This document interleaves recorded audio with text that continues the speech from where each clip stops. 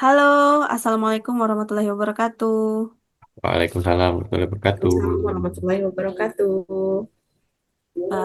Selamat datang di podcast kita pada hari ini. Ya, pada hari ini kita akan membahas tentang good practice versus bad practice dalam mewujudkan smart governance. Nah, sebelumnya mungkin saya akan memperkenalkan diri terlebih dahulu. Perkenalkan, nama saya adalah Puspa Dewi. Saya bidan ahli pertama di Puskesmas Tanjung. Pada podcast kali ini saya sebagai moderator, ya. Mungkin dilanjutkan dengan perkenalan dua rekan saya. Yang pertama mungkin Ibu Seprimalina, boleh memperkenalkan diri. Halo, perkenalkan saya Sepri Malina, jabatan penata kelola pemerintahan di Sekretariat Daerah Kota Sungai Penuh di bagian pemerintahan. Halo, saya M. Zaki Andrian Gigs. Saya di Inspektorat Daerah Kota Sungai Penuh. Jabatan saya pengawas penyelenggaraan urusan pemerintahan daerah. Oke, terima kasih teman-teman. Pada podcast kali ini, topik yang akan kita bahas ini relevan sekali karena berkaitan langsung dengan kualitas pelayanan publik dan kinerja ASN. Nah, menurut teman-teman, apakah pelayanan di sekitar kita sudah bisa dibilang smart atau masih banyak yang perlu kita benahi? Mungkin Bapak Zaki ingin menambahkan argumennya. Baik, kalau kita lihat sekarang sebenarnya sudah ada beberapa good practice. Contoh pertama itu digitalisasi pelayanan publik, seperti pendaftaran online atau aplikasi layanan.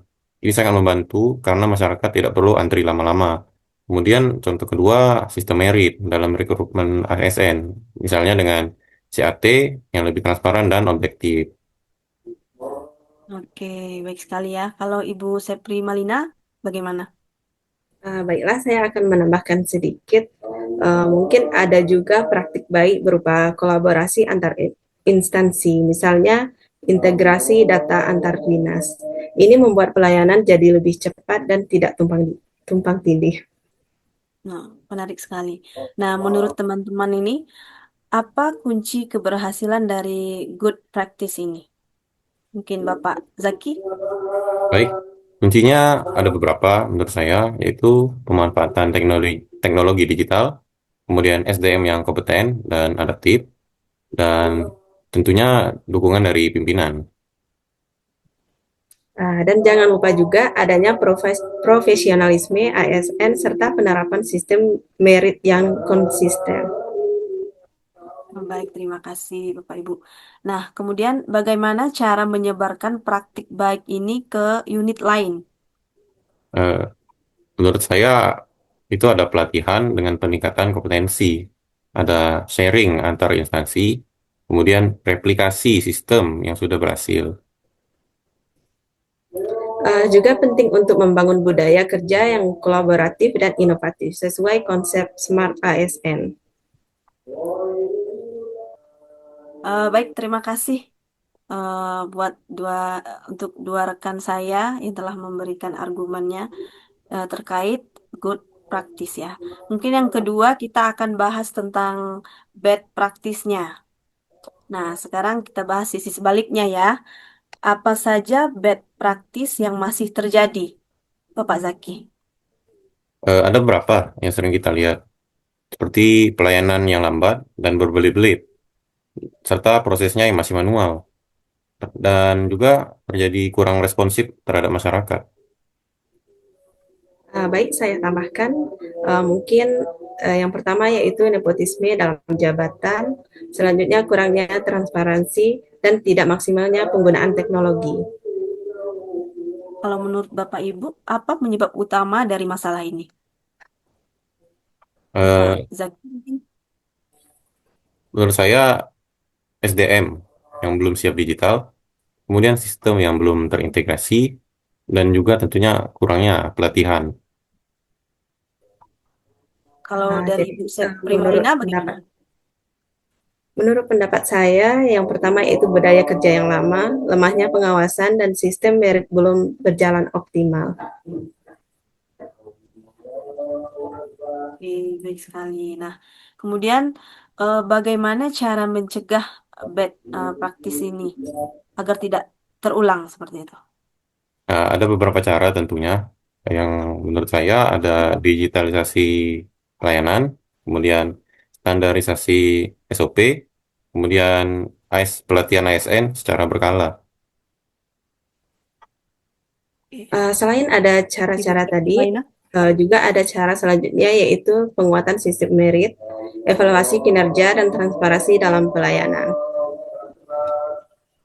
Oke, baik, terima kasih. Nah, untuk alternatif solusi terbaik ke depannya bagaimana? Mungkin Pak Zaki? Menurut saya, solusi terbaik untuk kedepannya itu penggunaan sistem berbasis teknologi yang berinovasi terhadap pelayanan publik. Oke. Ibu Sepri Malina bagaimana? Jadi menurut saya yaitu membangun ASN yang smart, yaitu digital, inovatif, dan kolaboratif.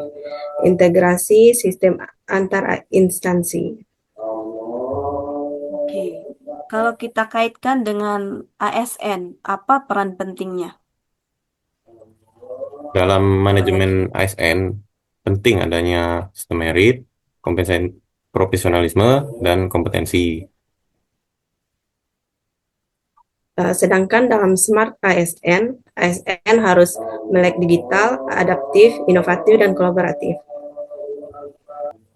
Baik, untuk pembahasan selanjutnya mungkin kita akan membahas tentang yang terjadi di sekretariat daerah, ya. Sebagai pusat koordinasi pemerintah daerah, Setda punya peran penting dalam memastikan tata kelola yang efektif, efisien, dan berbasis teknologi. Saya mulai dengan pertanyaan sederhana. Menurut teman-teman, apakah tata kelola di sekretariat daerah saat ini sudah mencerminkan prinsip smart governance? Kalau Yang kita, pertama mungkin terkait terhadap good practice-nya. Ya, baik Bapak Zaki, lanjut. baik, kalau kita lihat sudah ada beberapa good practice di Edda. Pertama ada penerapan e-office atau surat menyurat digital, di mana disposisi surat jadi lebih cepat, tidak perlu lagi proses manual yang lama. Kedua, rapat koordinasi secara daring menggunakan Zoom atau Google Meet. Nah, ini meningkatkan efisiensi waktu dan biaya. Oke, baik. Mungkin Ibu Sepri Malina ingin menambahkan. Baik, saya tambahkan sedikit. Ada juga praktik baik berupa integrasi data antar OPD. Dengan data yang terhubung, pengambilan keputusan oleh pimpinan jadi lebih cepat dan akurat. Oke, menarik sekali.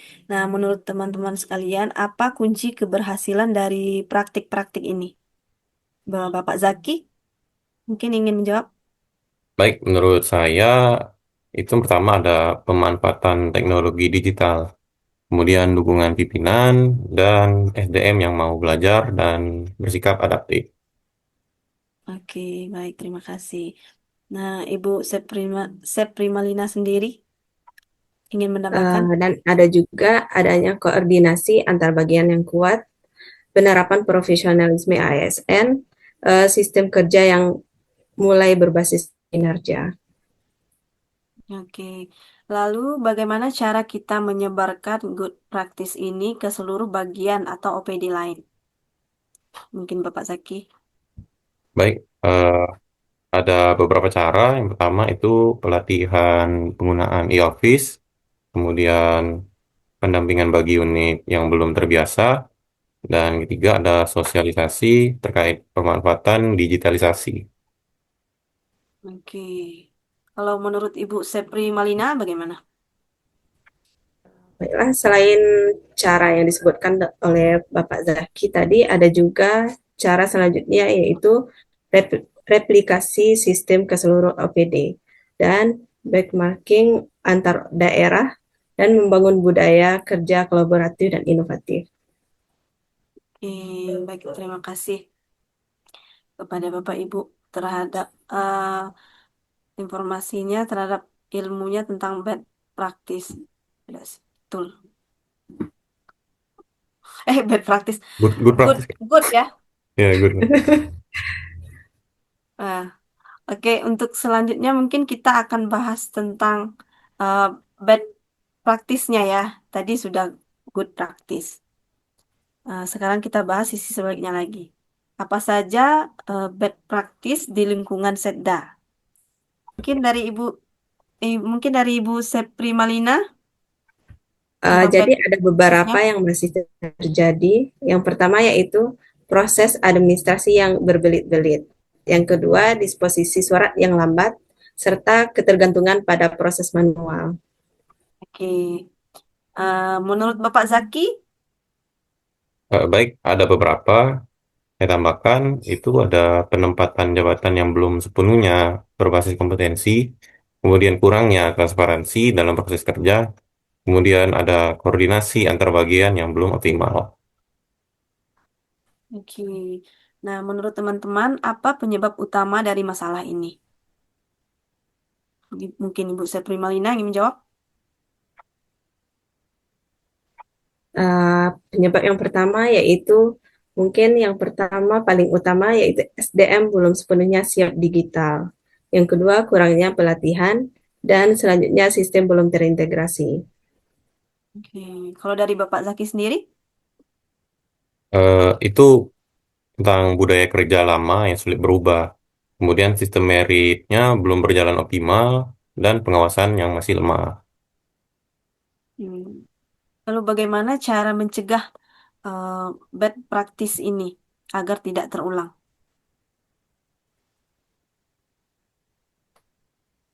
Eh, Untuk mencegah bad practice ini agar tidak terulang, yang pertama yaitu digitalisasi seluruh proses administrasi serta standarisasi SOP dan pelatihan ASN secara rutin. oke. Bapak Zaki gimana? Tambahan itu adanya penguatan sistem merit dalam jabatan itu perlu dan evaluasi kinerja berbasis indikator, juga transparansi dalam proses kerja. Oke, terima kasih. Nah, apa alternatif solusi terbaik untuk ke depannya? Mungkin Ibu Sepri Malina? Baik, menurut saya yang pertama yaitu pengembangan e-government yang terintegrasi dan inovasi layanan administrasi. Dari Bapak Zaki, mungkin ingin menambahkan? Baik, tambahan adanya perlu membangun ASN yang smart atau digital, inovatif, kolaboratif, kemudian integrasi sistem antar OPD, dan penguatan budaya kerja berbasis kinerja. Oke, bagaimana kita kaitkan ini dengan konsep ASN? Ibu Sepri Malina. Dalam manajemen ASN, pentingnya sistem merit, profesionalisme, dan kompetensi. Bapak Zaki, ingin menambahkan mungkin? Tambahan, sedangkan dalam Smart ASN itu harus pertama melek digital, kemudian adaptif, tiga inovatif, dan terakhir kolaboratif. Baik dari diskusi kita hari ini, kita bisa menyimpulkan bahwa good practice di Setda sudah mulai mengarah ke digitalisasi dan efisiensi. Namun, bad practice-nya masih perlu diperbaiki. Kunci utama smart governance ini adalah ASN yang profesional, berintegritas, dan adaptif terhadap perubahan. Semoga adanya podcast kita, diskusi kita ini bisa menjadi inspirasi untuk meningkatkan tata kelola pemerintahan yang lebih baik.